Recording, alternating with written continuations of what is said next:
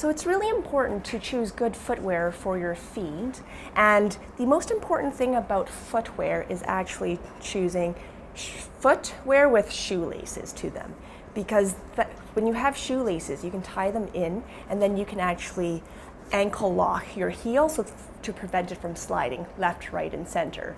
And however, sometimes when you don't have that option or you have difficulties bending forward, another option for good footwear would be Velcro.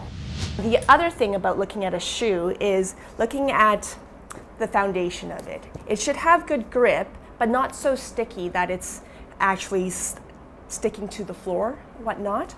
And when you're looking at it, it should have at least about an inch of a heel to provide some support. Any higher, then it's going to cause your ankle to be in a non-neutral position, so a nice flat leveled heel. And when you're looking at a shoe right here, you want to do a little quick heel squeeze right here to see whether if it is nice and firm and to provide some support right there. For example, a running shoe would have quite a good rigid support. You should always be able to take out the insert right here. The reason for that is that when you're able to take out the insert, that means it's a good quality shoe, and also you're able to put in an orthotic in there just in case if you needed an orthotic for your foot deformities or if you have some arch problems. The important thing also with regards to good shoes is that there's not a one size fits all.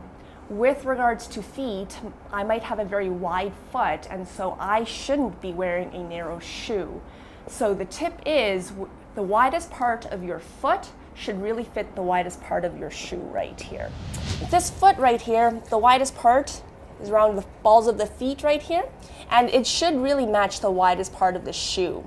And the best test is really to put it on and then to see whether if the sides of your feet are pushing it out against the fabric of the shoe, and also whether if it's comfortable or not. Some people with clawed toes or toes that actually start to curl up like that, they don't have any room to really wiggle their toes if the toe box is very shallow right here. What ends up happening with the shallow toe box is you might end up putting a lot of pressure along the tops of your toes, causing increased redness, which might put you at risk for developing an ulcer. When you're going to buy new shoes, it's important to really try your shoes, not just sitting and say, oh, they feel great, but to stand up and to walk in them. They should feel comfortable, and the tip of your toe should really have about 1/4 of an inch space towards the edge of the shoe. Your shoe sizes will change and they will grow, and so it's really good for you to get your shoe size checked every single time. When you're going to get new shoes, maybe try fitting for shoes towards the end of the day, because a lot of us end up with more swelling towards the end, and so you don't want to be fitting for a shoe in the beginning of the day and then after it being very swollen and being very uncomfortable for you towards the end of the day.